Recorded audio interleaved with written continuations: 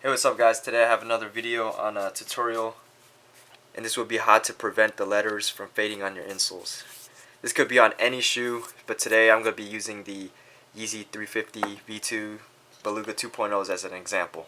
So a lot of people, what they like to do is they like to tape the section right here just to prevent the letters from fading, but if you pull that tape off, there's a chance that the letters might come off with it. So something that I thought of was to cut out just like a little clear strip from a Ziploc bag, just about the size of the letters, and get a clear piece of tape and tape over that. So this is an example of what I have done. It has the clear piece of the Ziploc bag in the middle and then surrounded by the tape. Just tape the surface.